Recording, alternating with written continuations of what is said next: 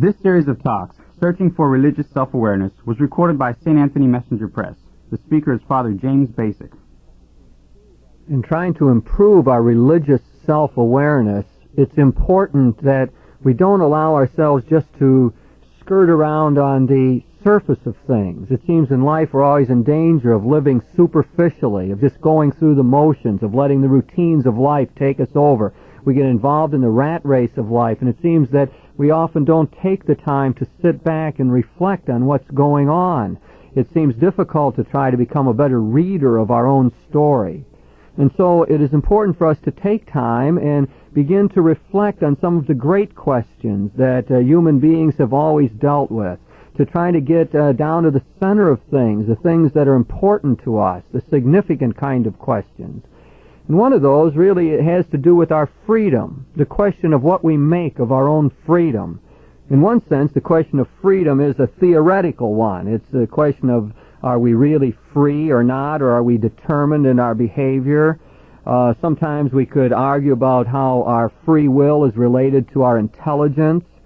We could wonder about how our individual freedom is related to the various communities in which we live. We could ask what the ultimate source of our freedom is. All of those are sort of speculative kind of questions that have interested people over the years. But really we want to concern ourselves with more practical kinds of questions. That is, how do I really become a free and responsible person? How do I really engage my freedom actively and constructively in this world of ours? What is my ideal of what a free person really would be like? What ultimate goals dominate or shape the decisions that I am making in life? In what ways have I taken hold of my life, and in what ways have I merely drifted along? What kind of a person do I really wish to become? What cultural images shape my actions? And it's really a question, therefore, of how I achieve an authentic kind of freedom. How do I become a free and responsible human being? The question of freedom is very close to the whole business of being human. It's at the very center of our whole effort to become better human beings. Now, as we begin to reflect a bit on the question of freedom, it often seems helpful to try to get in mind some of those images of what the free person might be like, to be able to look at a flesh and blood example of a human being who we would say that person acted responsibly and freely. We'd like to pass over to somebody who really could tell us more about what freedom is all about, both in word and in action. And the person who comes to my mind in that kind of search is Dr. Martin Luther King. Dr. King not only talked a lot about freedom, but he lived as a free person, and of course he tried to free those who were oppressed and downtrodden in our own society. Remember that Dr. King was born in 1929 in the city of Atlanta, that he ended up going to a seminary, Crozer Seminary in Pennsylvania. He continued his studies at Boston University and got his doctorate in theology. He was a man who knew things about the theological and philosophical tradition. He was a good student during that time. He studied the thought of people like Paul Tillich and went through the writings of some of the existentialist thinkers. He came into contact with the thought of Mohandas Gandhi, who influenced him a lot on the whole question of nonviolence and civil disobedience. And then after he completed his studies, he went back to be a pastor in Montgomery. And it was then, shortly after he took over his pastorate, that the whole bus issue arose. That was in December 1st, 1955, when Rosa Parks refused to move to the back of the bus and was arrested. And it was at that time that Dr. King found himself propelled into this whole business of civil rights. He soon found himself elected as the president of the Montgomery Improvement Association, found himself a spokesperson for all of those individuals, and found himself really the leader of the bus boycott that they used in order to try to achieve some of their own civil rights. And as we know, then he carried on that career of nonviolent protest, of trying to win better rights for the blacks around the United States. He came north to Chicago and tried to work there, and then we know of his tragic assassination in 1968. I think it's important to realize a bit something of his intellectual development too, that he did start out as a rather liberal kind of thinker, was influenced by what we commonly know as liberal Protestant thought, which had a very optimistic viewpoint of human nature. And he found out after a while that that wasn't really the whole picture, that human beings weren't quite as good as he might have thought as he went through his theological studies. And then it was at that time that he came into contact with the thought of Reinhold Niebuhr. And Niebuhr had this idea of the sinful side of human nature, and he saw that sin indeed was a social reality. So he talked about moral man and immoral society, that the society itself had sin and injustice built into it. And it was out of this mix that Martin Luther King perhaps found some sort of a middle ground between that liberal positive kind of thought and the neo-orthodox more pessimistic kind of thought. But another large influence really was Gandhi, as I mentioned before, and his whole idea of nonviolence. And Martin Luther King was very influenced by his trip to India when he went there and tried to see some of the fruits of the work that Gandhi had done in freeing all of India. Now, the important thing, of course, is to see how Martin Luther King embodies and reminds us of certain ideals of human freedom. And I think if we look a bit at his life and the kind of things he stood for, the kind of actions he performed in his life, we get some sort of a handle on how to begin to look at our own freedom and how perhaps we might strive to become more responsible and free individuals. I think the first thing that we have to see is that we should really view ourselves as free subjects who are responsible for ourselves as a whole and for the future. And I think this is something that Dr. King really brought to our minds. It was not enough just to drift in life. It wasn't just enough to take on the status quo as though that was sacrosanct and we could never change it in any way. He was a man who took hold of his own life, who responded to the situation as he saw it, and one who was constantly making that call to other people to try to grab hold like that. So we really are indeed responsible subjects. Now, there's some people around who don't think that way, who really even deny that. We think of B.F. Skinner in his book Beyond Freedom and Dignity, and in that book Skinner is trying to tell us that it really is not true that we are free. He says that we are more like Pavlov's dogs than like Hamlet's angels.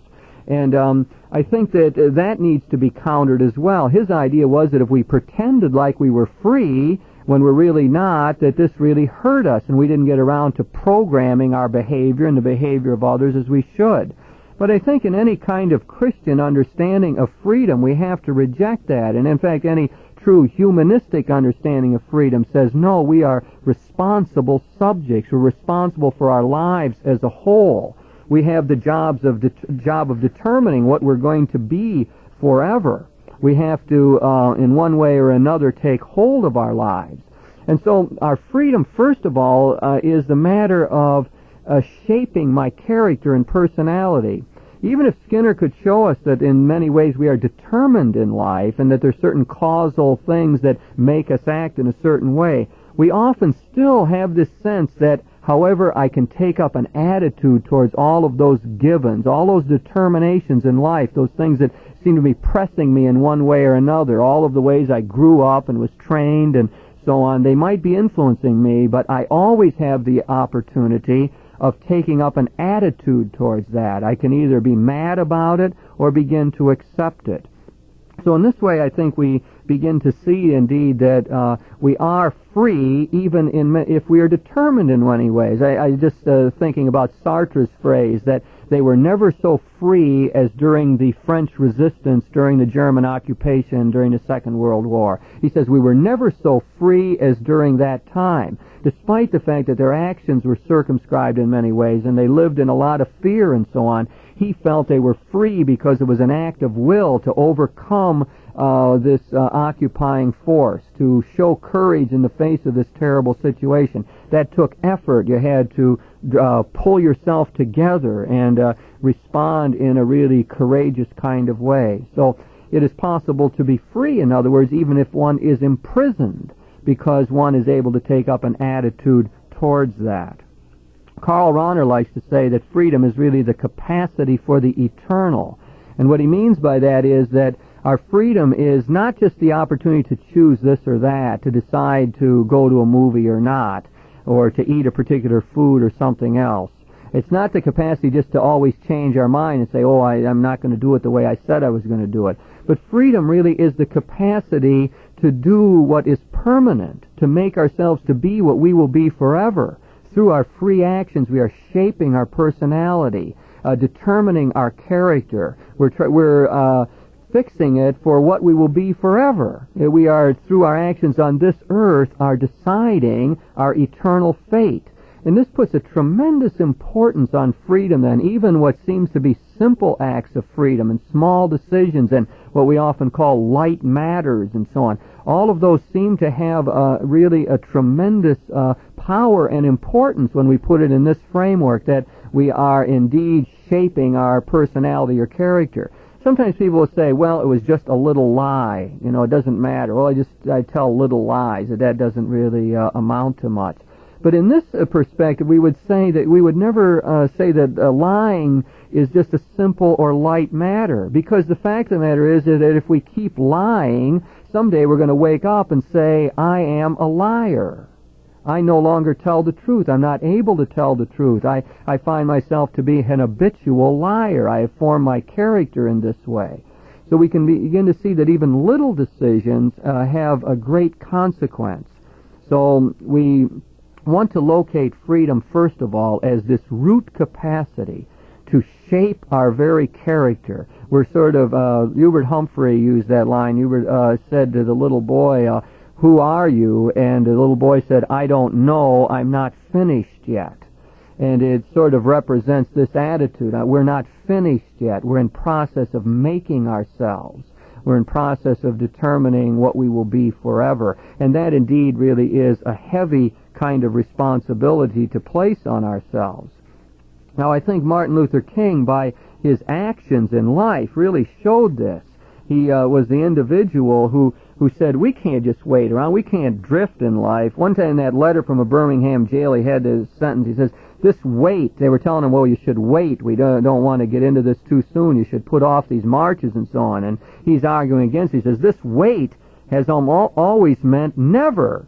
It has been a tranquilizing thalidomide, relieving the emotional stress for a moment, only to give birth to an ill-formed infant of frustration.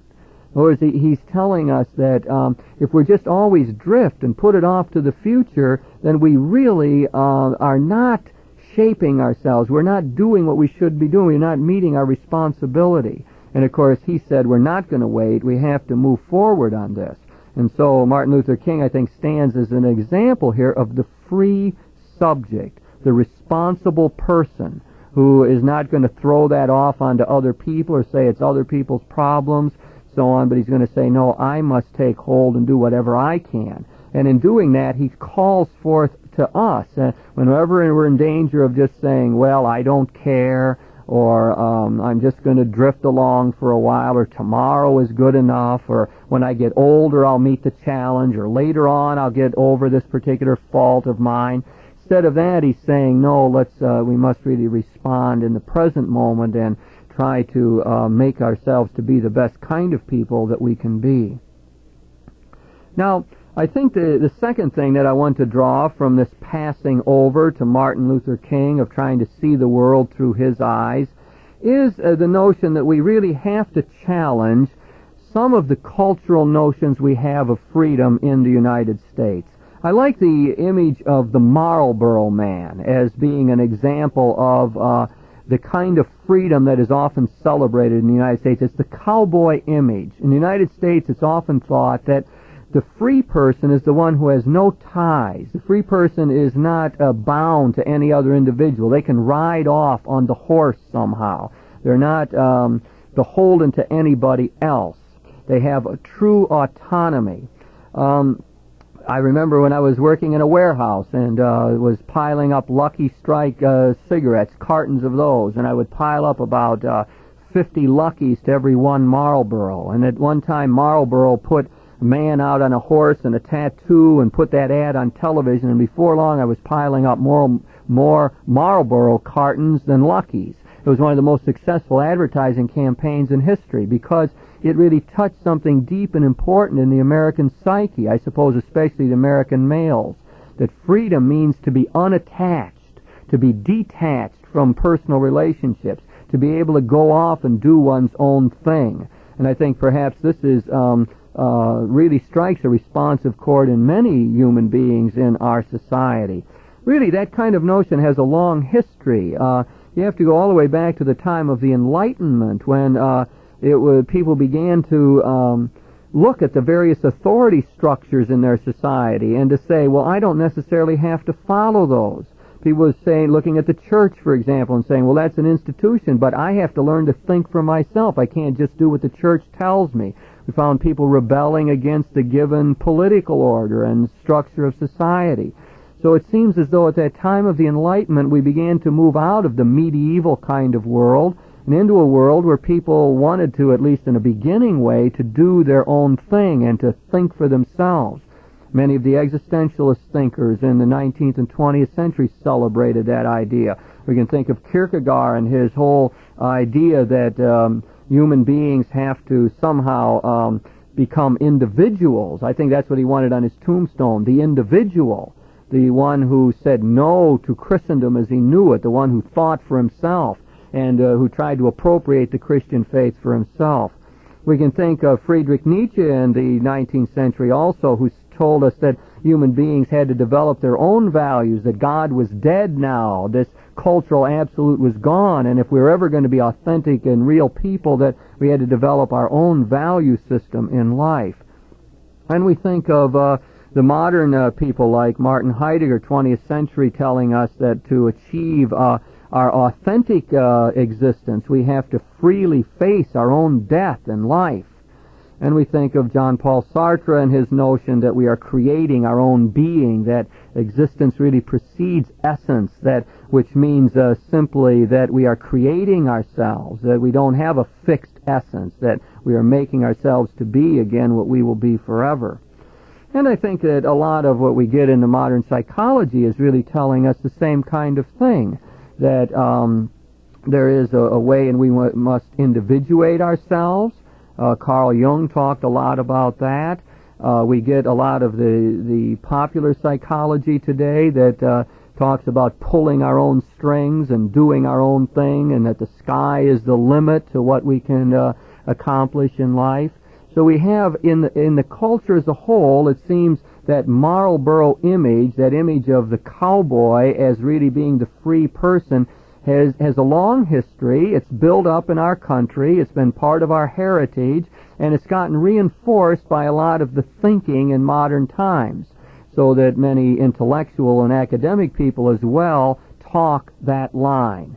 Now, I think that the life of Dr. King and what he had to say really challenges all of that for us. He tells us that there really is another way of looking at that whole business, and that is that we are indeed social creatures, that we find our identity only in the community. So Martin Luther King felt that there was power in numbers. You had to get the whole community together to rise up in this civil disobedience if any strides were ever going to be made. Many people in the civil rights movement who got involved found themselves working shoulder to shoulder with people of a different background, or perhaps a different race, and found in that a great exhilaration and liberation. People felt really free as they worked together on a common cause. They got the idea that freedom wasn't just going off and doing one's own thing, but working with other people on a great cause. That so many people, when they sang, "We shall overcome," or were involved in marches, or were trying in one way or another to work for racial justice, found themselves to be lifted out of their own selfishness. They found a new type of exhilarated living. Many people felt free at that time, and still there's certain nostalgia for those days when individuals really said, "I was alive in a new way during that time." So the truth of the matter really is that we are these social creatures, and that we are people who need just not to free ourselves from certain things, to get away from constraints from authority figures and from institutions, but we have to be people who are free for as well. We have to be people who are free to love and serve others, free for worthwhile causes, free to enter into genuine relationships that are based on mutual love. as we sort of think about the way we grow up, we start out very dependent people. As little babies, we can't survive unless our parents take care of us. We need love to grow up properly. We need guidance as we go along. But as the child goes along and moves into adolescence, the child now wants freedom. Freedom to get away from the parental figures. There's a rebellious kind of stage that often takes over. So the adolescent wants to be independent and go his own way. She wants to do her own thing then. And the problem, I think, very often is that we somehow think that that's the end of the line, that to reach adolescence and that kind of independence is what the mature and full-grown human being is really all about. But as a matter of fact, that seems to be sort of a fixation. That doesn't seem to be this final stage in the growth process. We need to get beyond that and to realize that we are really interdependent creatures, that we move from dependence into independence, but then there's a new stage we're supposed to get to. And that new stage is one in which we recognize our need for other people, and we realize our responsibilities for others, where we think that we have responsibilities to the community as a whole, where we begin to sense that we are members of a neighborhood or of a parish or of a nation or of the whole human race, that we really are responsible for the well-being of all these different communities in which we live.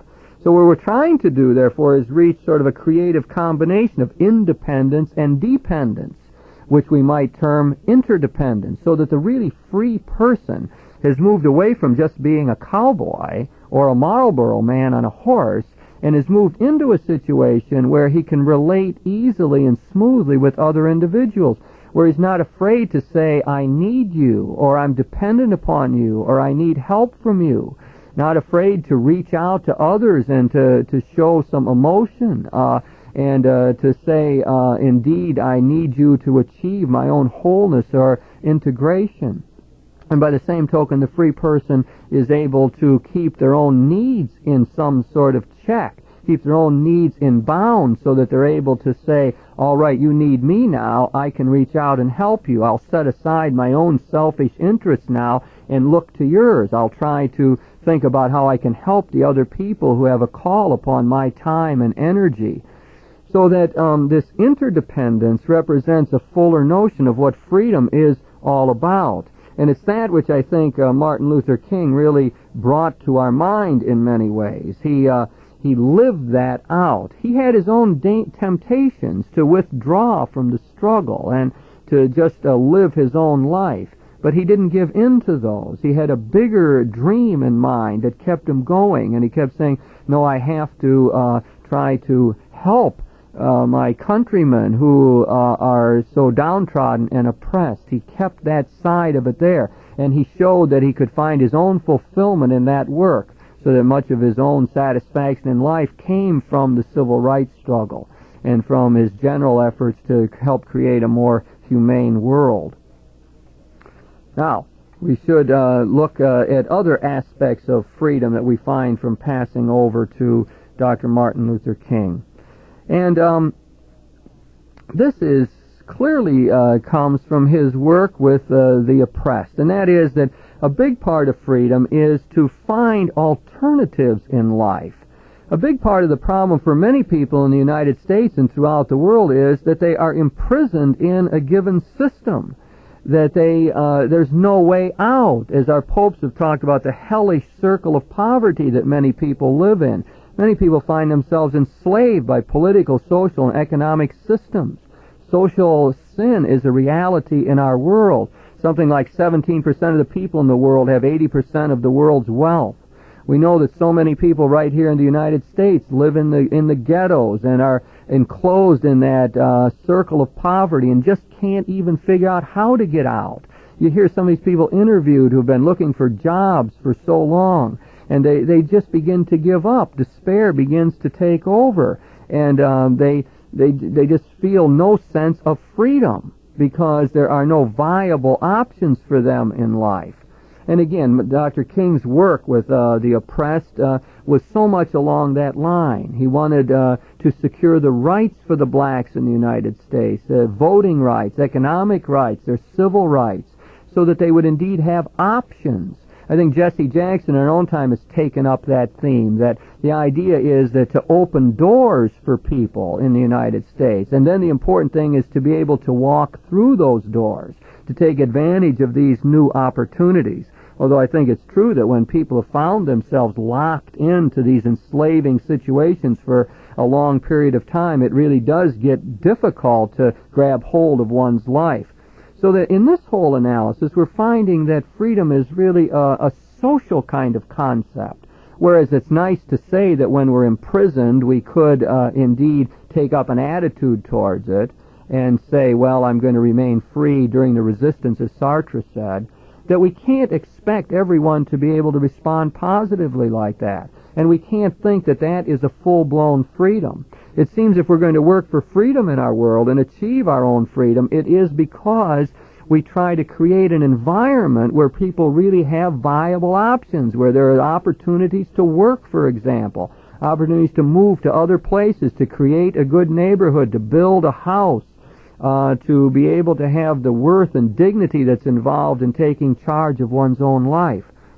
I think along this line we find that theme that Dr. King enunciated very often, that is that when some people in the world were enslaved, and in some way or another we were all enslaved, that we couldn't just keep it down to one saying, well, it's too bad for those people somehow, that they're in bad shape or whatever, but what does that have to do with me? This is the attitude I think we find very often with the people who are well off. So we're able to say, well, we're eating 3 meals a day and we got a roof over our head. Why should we worry about those other people who have it tougher? And there's sort of a certain type of enlightened self-interest in taking a broader view. That is, when other people's freedom is taken away, we're never too sure how soon it will be before ours is gone. How do we know that we're not going to end up in that same kind of situation? If some people can be enslaved, then others can be as well. And so it seems like to have genuine freedom in life, we have to keep working at it. We have to keep trying to get freedom for all the people around. Now, when we begin to look at our Christian and Judeo-Christian heritage on this, I think we begin to get more of a sense of the social character of freedom. Because we have to remember that in the Hebrew Scriptures, the great event of the Exodus involved God, Yahweh, giving His people economic and social and political freedom. He took them out from in the bondage in Egypt, got them out from under the thumb of Pharaoh, and gave them a land of their own, gave them the opportunity to shape their own existence, to become His own people, and to respond to His call. It was a genuine freedom He gave them. It wasn't enough just to say, well, you're free, or you can say your prayers, or you can offer sacrifice to me. The model example of how God deals with us in the Hebrew Scriptures is to give a real concrete kind of freedom to His people, where they would have this opportunity to grow and develop in their own way and to practice their religion as they saw it. A social, economic, and political kind of freedom. That really gets echoed in the New Testament and the Christian Scriptures as well, where Jesus Christ, when He gets up to say what His mission is all about, He goes back to those words in Isaiah that He's come to give sight to the blind and to give liberty to the captives, to make people free. That's what He came for.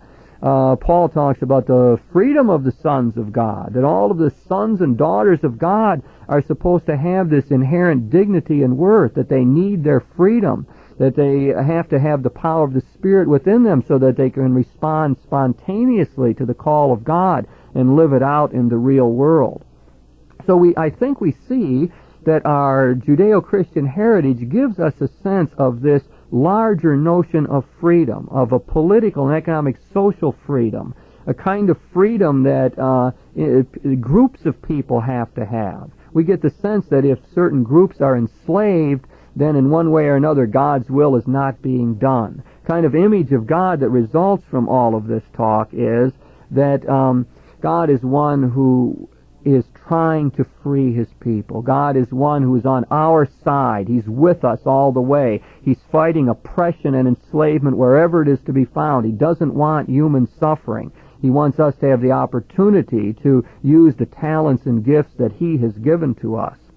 So, Martin Luther King, again, in passing over to him and looking at his life, we have to be impressed. Here's a man, I would say, who would live at what we call stage 6 morality, according to Kohlberg's stages. He's the one who would break the law, but would be willing to go to jail for breaking the law, precisely so that the law could be overturned, so that its injustice could be shown forth, and so that other people wouldn't have to live under those oppressive kinds of laws. So he put his body on the line for this.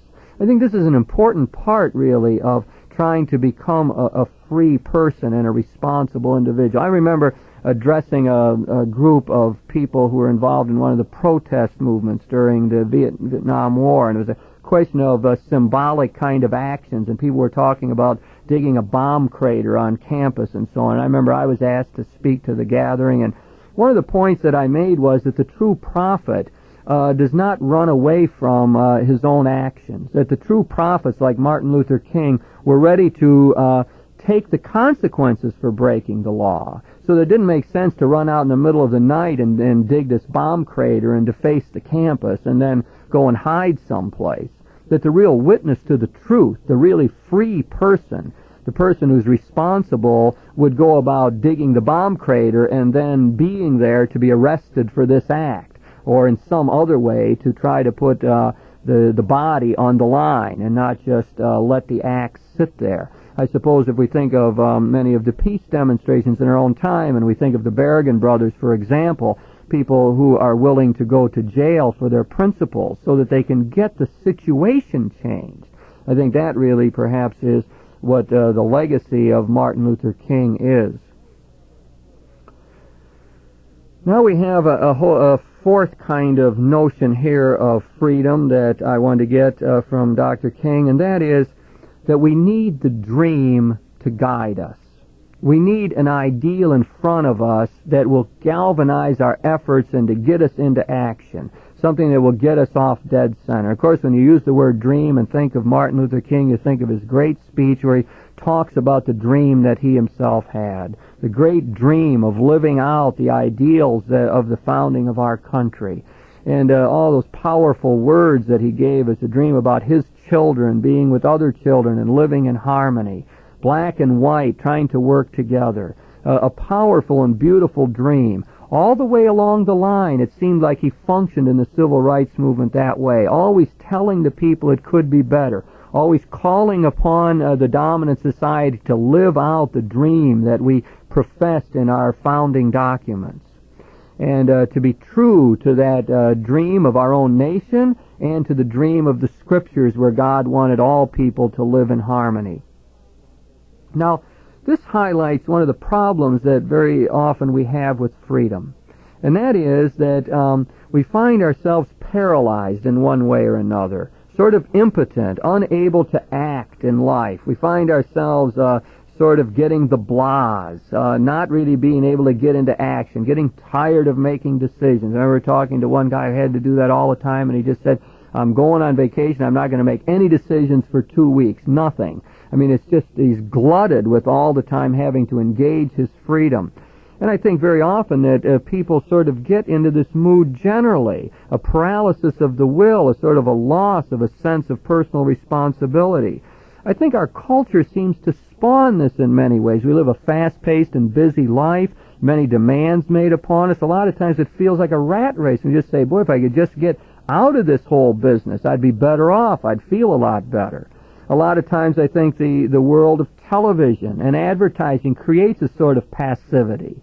There's that book on television called The Plug-in Drug by Marie Wynn, and I think, I don't know if all the studies really corroborate that, but I do have the sense that very often the watching of television creates a certain passivity, and as opposed to being actively engaged in the world. There's a lot of the psychological language makes it sound like we're just driven by our instincts, that we got certain emotions. We can't help it. We just feel like doing it, so we got to do it. Our drives are there, and so we're just a victim of those, a victim of our emotions. it seems as the technological society advances and grows, we often have the sense that, well, we're overwhelmed by it. What are you going to do about it? The world just has its own momentum. We find ourselves in Max Weber's iron cage of bureaucracy. The bureaucracy, you want something done, you got to go through so many forms or see so many people, and after a while you think, well, it's really not worth it. Why should I continue to try like this? So perhaps that in our world we lose so many battles against the institutions. The great problems seem so intractable. How are we ever going to solve them? The great problems of peace and war and the racial questions and the environmental matters, they're so monstrous. How could we ever do anything about them? And I think very often then we find ourselves maybe saying, well, I'm not going to do anything about it. I'm just going to sit around. I'll just become passive. I'll let the other people worry about it. I'm tired of hitting my head against the wall, tired of trying to make any progress on these issues. Now, I think we really have to fight that, and when we look at Dr. King's life, I think we find a powerful catalyst in the other direction. He was dealing with monumental evils, great societal problems, and yet he insisted in making a start on them. He well knew that he wasn't going to turn the whole thing around just in his own lifetime. He understood that this was going to take time to do, but yet he was willing to work at it. Time and again he found opposition in his life. Time and again things didn't work like he wanted them to, but he kept coming back, and he wouldn't give up. No one would turn him back, he said. He would continue his fight. I think that for psychic health, it's vitally important that we fight this whole tendency towards apathy and paralysis. And one of the ways we do that is by being able to dream, to have a dream of something better. Rollo May talks about that in his book Love and Will when he's talking about dealing with people who are depressed. And he says part of the problem of depression is that people can't envision it ever getting any better. They're always thinking, well, why should I try because I'm imprisoned in this crummy situation? So one of the things he tries to do in his therapy is to get people to imagine a better future. Dream a little bit about how it could be if you put your mind to it. Where is it that you want to get? And he found out that in his therapy that when people actually began to feel that, or to play with the possibilities in their mind, or imagine a better future, then at times they were able to say, yeah, and I could take some steps to get there. I could try. So having the dream seems to be an essential part of being a free individual. It really is something we have to keep in front of us, and I think we have to be thankful to the prophets in our midst and the inspiring people who keep challenging us, who say, hey, don't just settle for mediocrity. Don't just give up the whole thing. You really have to try. It can be better. I find in my own marriage counseling that very often it reaches a stage where people just say, I'm not going to try anymore because it can't get any better. And all they're thinking about is all the crummy times, all the arguments, all the disharmony that's existed in their marriage, and they become so filled up with that idea that they just say, that's it, and I don't want to live like that anymore, and I've got to get out of this. And very often I think the key to straightening out the marriage is when people can begin to envision a better future. If you can just get one good thing to happen to them, and then latch on to that and say, hey, look, that was a neat time. Look at you talked with one another. You had a good time. There was fun. There was laughter. Why couldn't you have more moments like that? Why couldn't that become the shape of your life together for the future? And if people can begin to latch on to that, very often it is a catalyst for beginning to work at the marriage. So I think for our own mental health, we clearly need the dream, the ideal. If we're going to be free people and really shape our character and personality, then we have to have some ideal of where we're going, something in front of us to draw us, to give us a picture, an image of the kind of person we want to be. And surely, as we think of our societal responsibilities, the dream is absolutely vital. The dream of Dr. King remains one that could easily galvanize the nation, one that we need to hear again, the dream that indeed the black people and the white people could work together, that men and women could cooperate, that we could find a way for people who disagree on economic matters in this country to find a way to live in harmony and work together to produce a better country, ways in which nations that are at war have to find a way to get along. So the dream of a one world, of a great human mass that's unified together, living on spaceship Earth with a common destiny and trying to make it a better place. That becomes the grandest dream of all. It is the dream of the Christian kingdom notion. In the Bible, we talk about the kingdom of God, a kingdom that we have to strive for and try to build. The kingdom is a utopian ideal. It's a kingdom is already present here wherever good things are going on, and yet it remains a future reality that we have to strive for. So in our Christian symbol system and in the teachings of Jesus about the kingdom, we really find that dream enunciated. That's why we need to go back to our scriptures often and go back to our liturgy so that we can rekindle the dream, so we can keep going on a day-to-day basis. Now there's still another thing that I want to see about the question of freedom here, and that is that our freedom is always threatened by sin and guilt.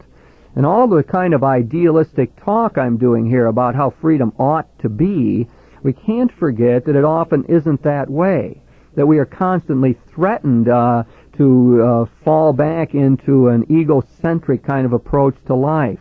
We're always threatened by paralysis in life, inactivity, passivity. We're always in danger of thinking only of ourselves or our own narrow interests and not the larger world. So indeed, the fact of the matter is that we are people who experience a gap between our ideals and our actual performance.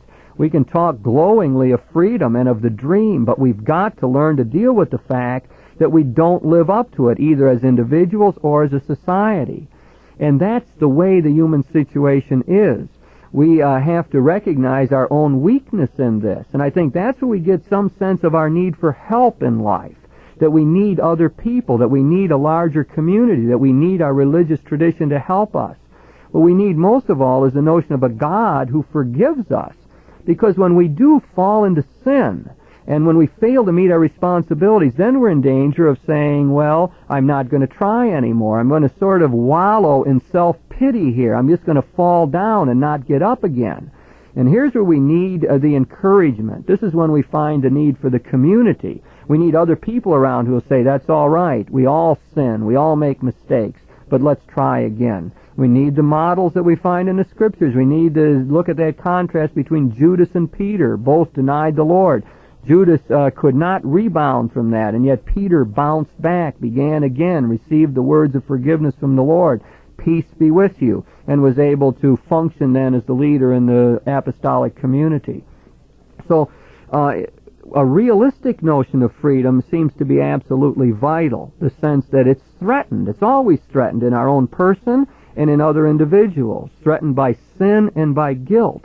And the best thing we can do in those situations is to admit that, be realistic about it, and when we do falter and when we do sin, to admit it, ask for God's forgiveness, and to get on with it. And that's the way we begin, again, to shape our personality in a constructive kind of way. Then we're people who don't just drift in life, but take hold.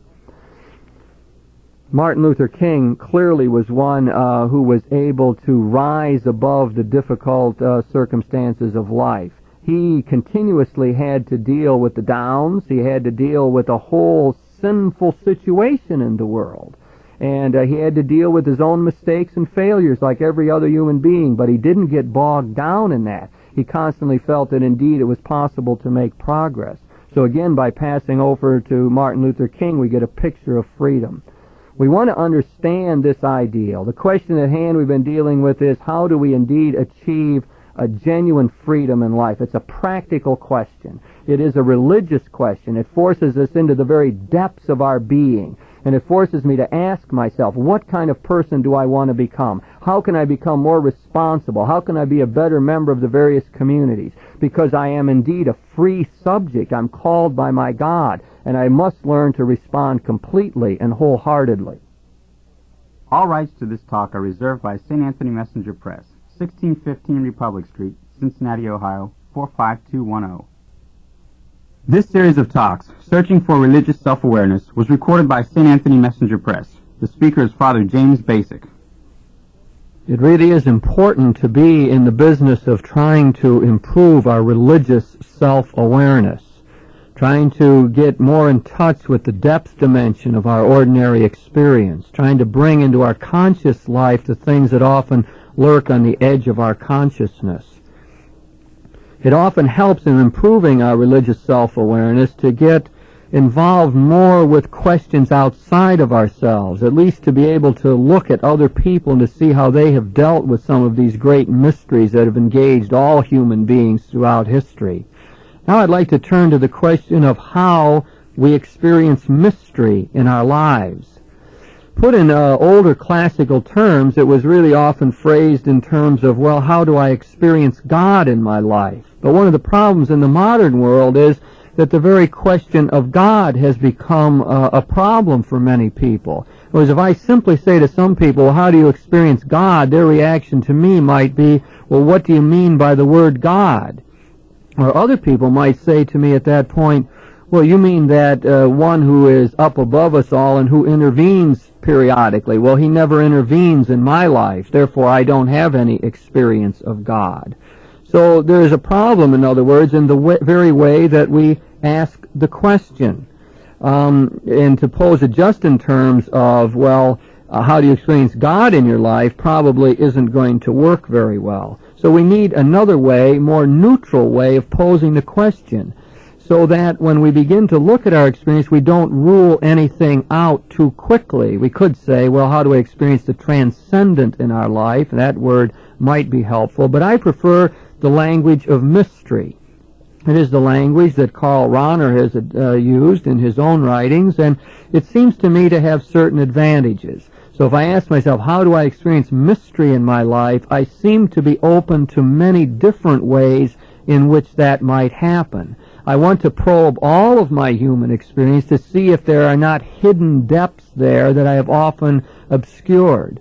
I want to look at the whole of my life, both its negative and positive sides, to see if I can't find in some ways there a gracious mystery that is indeed at work. So this is the kind of question that we're involved in. Now, I think for most of us the problem is that we have turned off parts of our experience. We may not be in touch with the unconscious part of it. We may not take our dreams seriously. We may feel that God could never reach us in the ordinary times of life. We might think that it's only the positive and good things where God speaks to us. We might find that He speaks to us through nature, but never through personal relationships, because in some way or another those are not fulfilling or not going well for us. So the problem is that for many of us we can limit the possibilities of how mystery might be experienced. So we have to start with a wide open way, a very neutral way of beginning to explore the question. So I suggest that we all begin to think in these terms. How do I experience mystery in my life?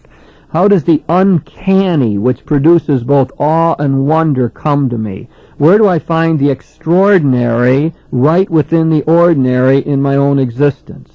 Some of these ways help us, in other words, to get in touch with areas of our life and depths of our experience that ordinarily might be repressed or hidden or forgotten, or which we never talk about or articulate well. Now, it often helps when we begin to probe these great questions to begin to look at some outstanding figure who might exemplify this particular search, who's wrestled with this question in a particularly sharp and intense way. And often if we can begin to see life from their viewpoint, then it will enrich our own understanding. If we're able to pass over to these people and see the world through their eyes, we may return to ourselves enriched. If we're able to read their story intelligently, it might help us to read our own story in better fashion. If we stop and meditate or reflect on what they have gone through, it may well enrich our own understanding. Now, for this particular question of how I experience mystery in my life, I'd like to look at the life of Thomas Merton. Thomas Merton, a 20th century figure again, a story well known to many people, retold in his great autobiography, Seven Storey Mountain. Story of a young man who lived a rather rough and undisciplined life for a while and was converted to Catholicism, eventually entered a Trappist monastery, did a lot of writing while he was in that monastery, eventually near the end of his life journeyed to Thailand, where he was unfortunately electrocuted in 1968, with still, I think, many good things to accomplish and do in his life. Well, now, Merton is a man of the 20th century in some ways. He represents still a classical understanding of the Catholic religion, and yet it seemed as though he struggled throughout his life to make that faith relevant to the contemporary world, and he seemed to be a man who was constantly developing and growing, all the way to the end of his life when he was interested in furthering his important investigations of Eastern religions. And that's what he was doing in Thailand, is attending conferences and being with people from other religious backgrounds. So Merton does represent an interesting figure for us, an appealing one. That book, Seven Story Mountain, was on the bestseller list for a while, and his writings still seem to be popular. And I know when I teach courses to undergraduates and Merton is brought up, I still find an interest in him, which is quite remarkable since he lived the life of a Trappist monk and spent a good part of his time in the monastery. Now, Merton is good because he, in his own life, had a great variety of religious experiences, which help us, I think, to begin to look at our own experience. So by looking at the way different types of experience he had, we may get clues as to where to look in our own life. And the first thing I would like to note is his conversion experience. He did lead the life of the ordinary university student in Columbia, in New York, at Columbia University. He had his share of carousing and running around. He speaks a lot about spending time at the bars and so on. He was not terribly religious at that time at all. He was a journalist, spent a lot of his time writing. But there came a point when that seemed to be a little bit dull to him and not really fulfilling. And through a series of encounters with important people in his life and some of the readings that he did, he turned his life around. He decided to take instructions and to become a Catholic. He studied hard to do that. He made an intelligent and systematic effort to understand the traditional Catholic faith. And he changed his way of life as a result. He was converted, therefore, as a young man, and the Seven Story Mountain tells the story of that conversion. Now, that experience of conversion sets up a discussion of that whole part of religious experience, the conversion experience, a very common one. The great example of that really is the experience of St. Augustine and his own movement away from the life of a playboy to a life of conversion to Christian faith and then becoming a bishop. A rather sudden turnaround in his life. And I think that it becomes important to have a way of looking at this conversion experience, and we ought to do that with the view of seeing, are there ways in which I undergo conversion experiences, maybe minor ones compared to Augustine and Thomas Merton, but ways in which conversion both happens in my life and is needed. Well, first of all, we need sort of a framework for understanding this. And I think the first way is to begin with ourselves, to realize that indeed we are dynamic creatures. We are, as I like to say, self-transcendent beings. That is, we're always moving beyond our current place. We have this desire to know more and to love more. There's built into our lives sort of a drive for conversion, to overcome the evil in our life, to deal with the negativities and to become better human beings, to move towards a greater integration and maturity. So it's built into us to have this possibility of jumping to a new level, of straightening our lives out, of turning ourselves around. What we find is that as we're going along and in life, we find that no particular bit of progress ever satisfies us. We always seem to be called upon to do more. We could say, well, I have been converted once, or I've made a series of conversions. Isn't that enough? And it seems as though we're called upon to make continual progress in our life. No particular achievement really satisfies us. We're moving towards a mystery in life that's always beyond our comprehension and control. Seems like we can never say in life that we really have arrived. It seems like it's possible in life to begin to notice things that we never noticed before, and to account things as real that we have just set to the side and said were unimportant. You know, it really is possible for us to change our value systems and begin to treasure things that in the past we didn't think were important for us. So this conversion experience in life does seem to be a possibility, and not only that, but really a demand in a sense. We're called upon to always be converting ourselves. Now, we might try to ask what this process is all about. William James did the classic study on this way back in the early part of the century in his great book, Varieties of Religious Experience. And he talked about conversions as involving a new permanent focus in life. A particular aim takes over and dominates our attention. We become transformed in a way. He spoke about having a new habitual center of energy which takes us over and keeps us going. A new hot place in our consciousness now becomes dominant. Now in our lives, when there's a religious conversion, a new religious ideal takes us over. So it's interesting language that James uses. What he's suggesting is there's this turnaround, this new thing that happens within us, so that there is now a new center out of which we work. We feel like different people. There's new concerns dominating our attention and new values which are motivating us. Now, it seems as though for James that there were two types of conversion, the gradual ones and the sudden ones. And he talked about the usual way in which there seems to be a process in which people are working up to it. They might become dissatisfied, as Merton did with his previous life. He bought one of Jill Soane's books and began to read it. He found interesting lectures on Thomism in Columbia University. In other words, you can see that there is a process going on inside of him that begins to make him think in new ways. And then a decisive point comes when he acts on those various psychic forces that have been going on within his own mind and heart. They would have sort of a gradual character to it. On other times, it seems as though it is so sudden. It just comes so quickly, where a person is living a profligate life or throwing away their time and energy, or they're on drugs or drinking too much, and one day they wake up and just say, that's it. I'm turning that around. I remember a young man coming in to me and telling me that it was like that. He had no real knowledge of anything going on inside of himself, and he was on drugs. His life was messed up. It was going downhill, and he woke up, and it was just that sudden. He says, I can't live like this anymore. I don't want to live like this anymore.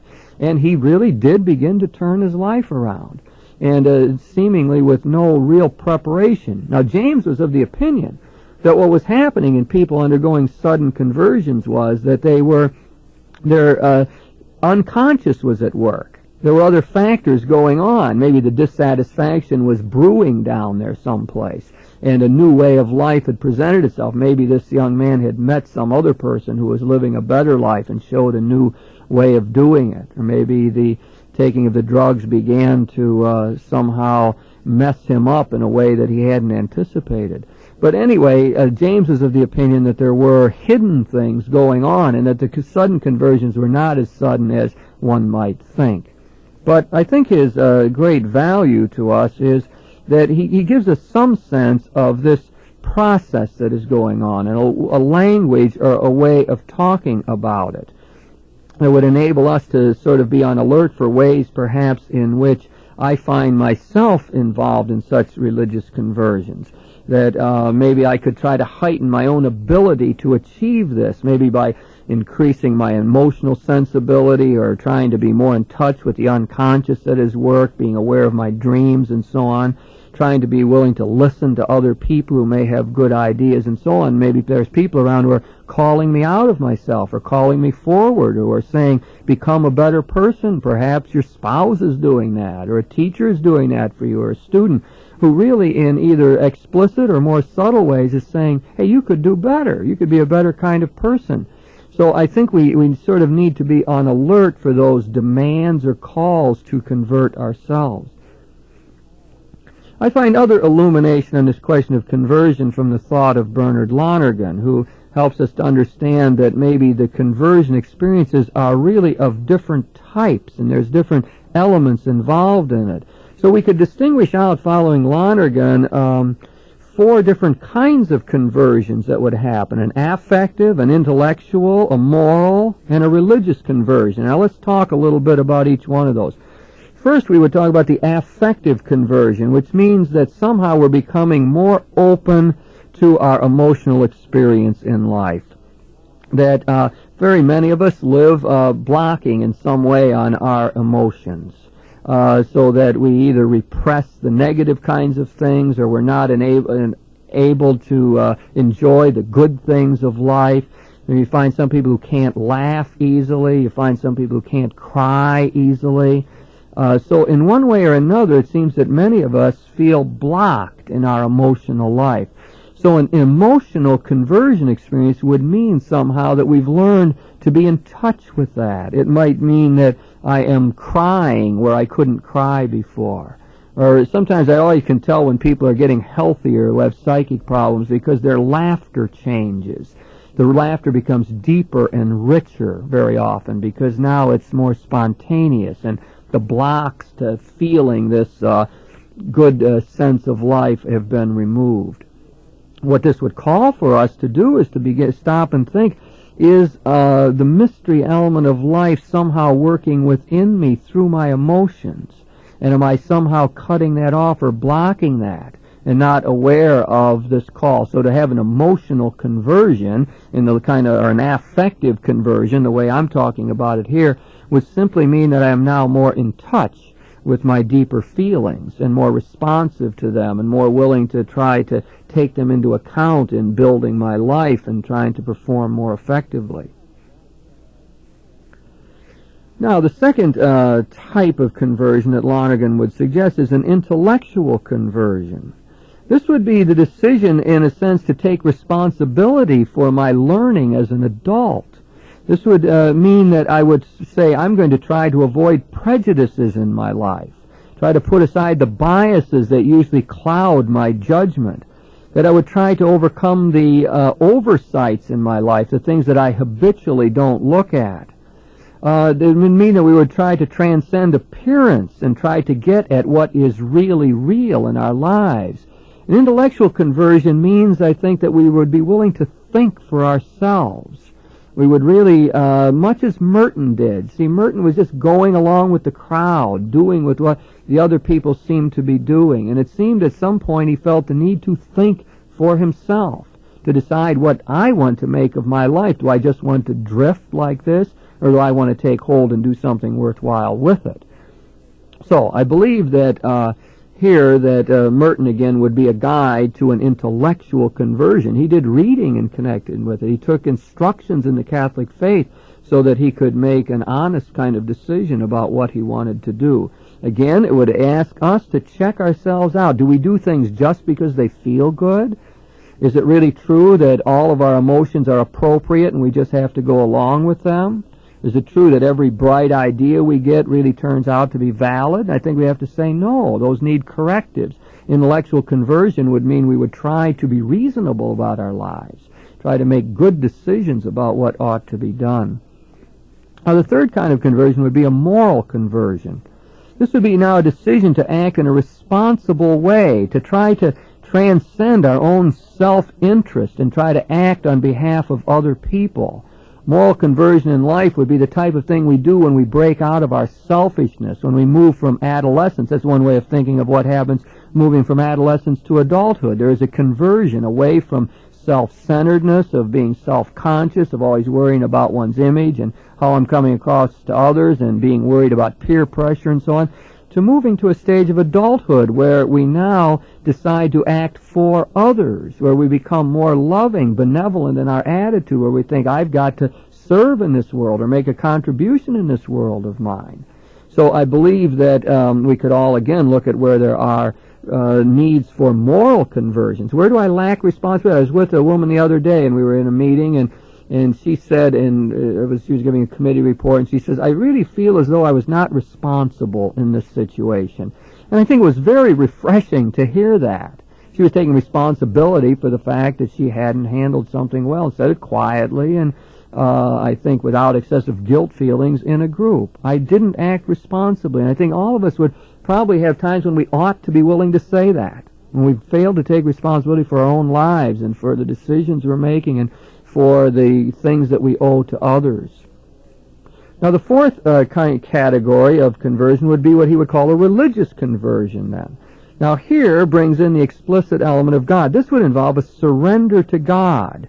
This would where we would decide to live out of religious values, where we would decide, for example, to take the Scriptures seriously, or try to look at the life of Jesus and say, well, really, how ought I live in life? How did Jesus teach me to live? I think this perhaps would be something that we need to do in terms of a religious kind of question. So religious conversion would mean I actually turn myself over to God. We hear a lot of people talking like this these days.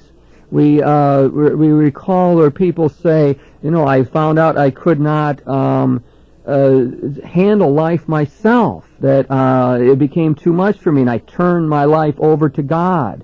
And very often these people talk about experiencing some sort of liberation in that, and I really think that's true. A lot of their language, maybe puts people off about second baptism or birth again and all of that. But I believe the experience they're describing is really authentic, where they feel liberated, freed, because they've turned their life over to God in some way. So what we've got here is a conversion experience. When people undergo conversion experiences, things change for them. They see the life of the world now in new ways. Often they'll say, the world looks beautiful to me now. They'll see truths that they never saw before. Then there's values that they treasure now. There's often an assurance and a peace that goes with this, a sort of happiness and ecstasy. And Merton will talk about that in his own life. He'll say that there was a peace that came in his heart. It wasn't complete and total, and that's why he felt the need, I think, eventually to go to the Trappist. But there was certainly a better feeling about himself. He definitely and clearly felt closer to his God as a result. Now, I think that it might be good to move on to a second category of experience, because Merton, in between the time of his conversion and going to the monastery, had another very striking kind of experience. It is what we call a mystical experience, and it would be the second type that we want to deal with.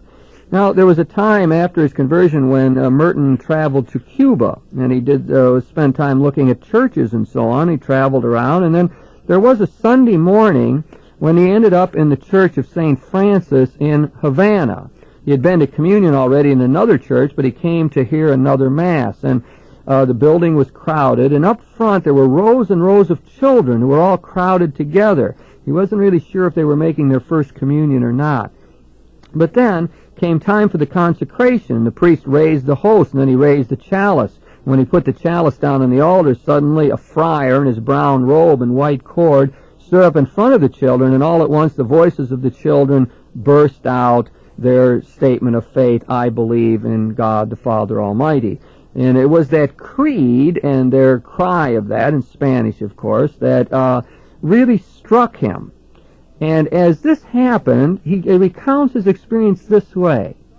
He says, then, as sudden as the shout, and as definite, and 1,000 times more bright, there formed in my mind an awareness, an understanding, a realization of what had just taken place on the altar at the consecration, a realization of God made present by the words of consecration in a way that made him belong to me.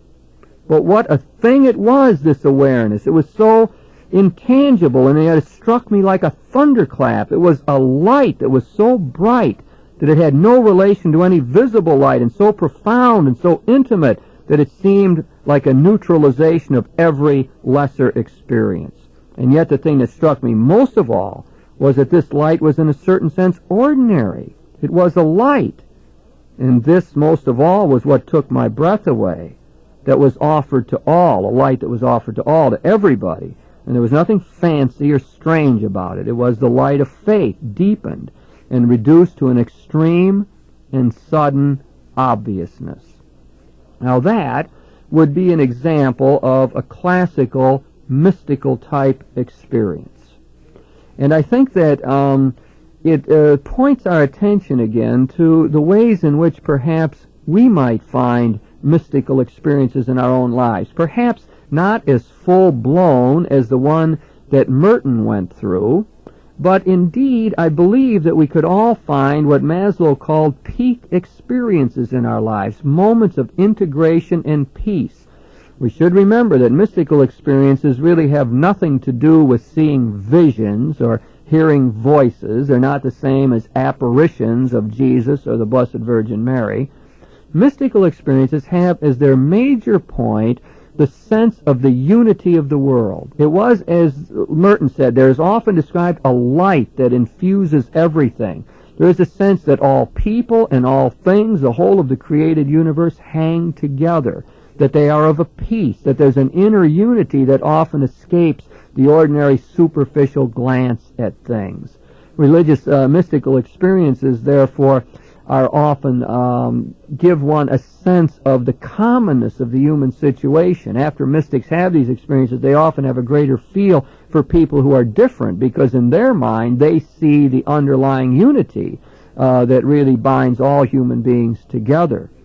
And so I think it would be important for us to try to look a bit at this mystical experience and see if we don't find it within ourselves. Again, you can think of the great mystical experiences that people have had of all different religions, and very often there's a commonness about them. But if we focus, I think, on this sense of integration and peace and harmony, to see perhaps that we are more mystical than we might at first think. There are really other characteristics to these authentic mystical experiences. For one thing, the mystic feels as though it is a gift. Sometimes there can be preparation for it. People will talk about doing meditation and preparing themselves, being more and more receptive to the receiving of this. But when it finally comes, this great moment of illumination and so on, the person usually feels, I didn't have that coming. It was clearly a gift from God. The mystical experience usually provides some insight into what life is all about. There's a bit of knowledge that comes. In fact, the mystics will say they now know things in a new way that they really never knew before. And they see something true and beautiful and good about life that really has passed them by in the past. And usually the mystic will say that the experience didn't last long, that there was the fact of the matter is that it occurred rather quickly. I think that's the way it was with Merton. It was just the consecration of the Mass and what was going on there, and it was just a fleeting kind of experience. But the thing is, it affects them for the rest of their lives. It's something they carry with them. While it lasts only a few minutes at most, it seems, it really carries over. They feel transformed. They really see the world differently from then on. And most of the mystics say that the experience is really unspeakable. It's ineffable. You can't talk about it. They feel tongue-tied as they try to tell us what it's all about. And yet many of them have attempted to do that, and they find their imaginative and symbolic ways of speaking about it, always trying to tell us about this great sense of unity they have had with the reality that runs the world, with this mystery that really is in everything. They feel united with that, and they feel united with all of the created world that they live in. Now, if we stop and think a bit about that mystical type experience, we probably, most of us at least, would have to say, well, I never had an experience quite as sharp as Merton had. And yet, perhaps that we have more of those types of experience than we ever realized. Abraham Maslow found this out when he was talking about peak experiences, which have many of the same characteristics. If he described those to people and said, well, the peak experience is when you feel integrated and peaceful and so on, people would say, well, no, I never had one of those. But when he would graphically describe one or have a poetic statement given by a person who actually had a peak experience, as people would listen to it, they say, oh, yeah, I've had one of those. And so I think that's the way it is with the mystics. The value of reading people like Teresa of Avila or John of the Cross or our modern-day mystics like Teilhard de Chardin or Thomas Merton is that their descriptions very often ring bells within our own psyche. They somehow touch chords in us and say, well, yes, there were minor ways in which at times I have felt unified, or I have felt that there's a commonness with my friends that I often missed in the past, or I believed that God was close and running the world and in me and the source of my strength and energy in life.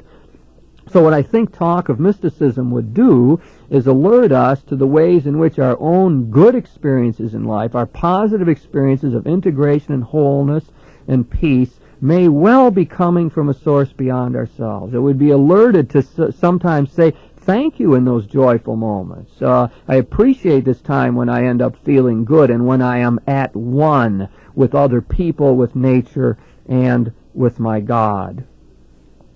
Now there's a third kind of experience that I would like to look at, and that I will call prophetism, or the prophetical religious experience. Again, Merton here is very instructive. The interesting thing about Merton is that after he went into the monastery, he remained concerned with the great social issues of his time, with racial questions, peace and war, for example.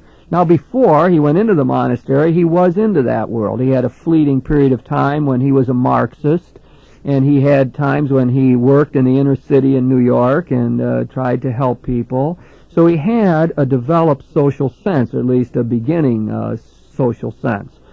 However, you would think that when he went into the monastery and was living this life of solitude and silence, and that he would be caught up just in his own private world of prayer. But for Merton, that didn't happen. That kind of reflective activity of stepping back from the world sharpened his awareness of the great social issues of his time. He used to get correspondence periodically from people telling him what was going on these great social questions. And he wrote some beautiful and powerful things in response. One of his collections of essays is called, mentions the conjectures of a guilty bystander, it's called, where he focuses on these questions of social justice and feels his own guilt and in his inability to get more involved and in his lack of awareness and so on. Conjectures of a guilty bystander. But as a matter of fact, Merton was hardly a bystander. He took great interest in these causes, wrote very important things, had tremendous things to say about peace and war, wrote great satires on war, and great calls for peace in the world. So he ended up playing the prophet as well as being the mystic. He really put before us a true balanced kind of Christian response. He pointed out to us that religious experience is not just involved in me and God and this great sense of unity in the mystical experience, but it involves dealing with other people, of trying to straighten the world out, of spread the kingdom, humanizing the world, trying to be a peacemaker in our world. That is part of religious experience as well. And I think we need to attend to that. We need to realize that there's some people who talk about religious experience as though it's only involved with this mystical sort of thing, only involved in prayer life or liturgy, and that really must be countered.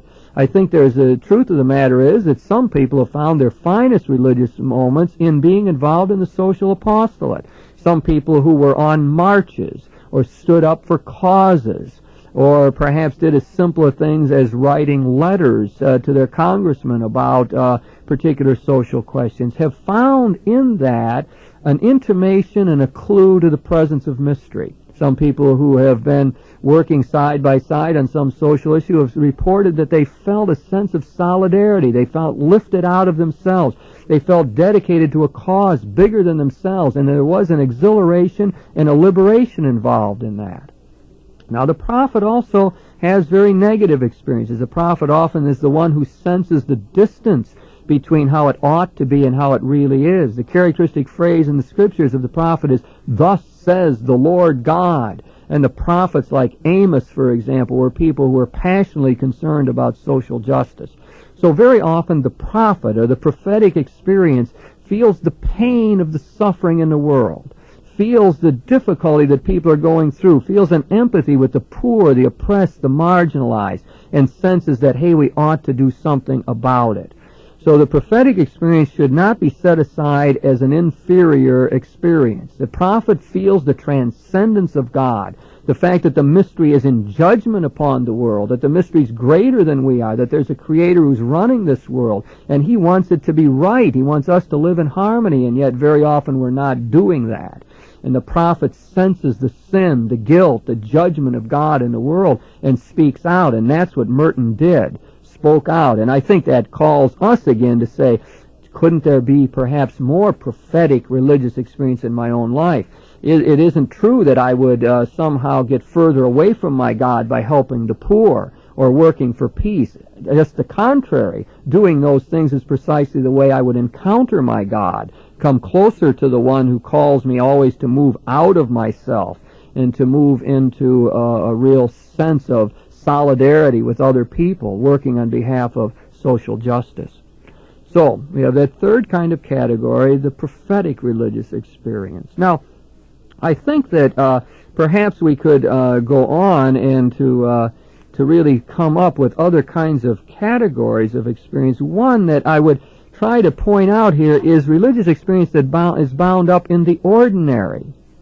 One of the interesting things that Merton did was he wrote a fine piece about his touring the monastery grounds in the evening when he was closing it up and so on, doing such a simple task as closing doors and checking out that everything was as it should be for the evening. And in that experience, he finds his God again. The mystery appears to him in this very simple and ordinary, routine kind of task.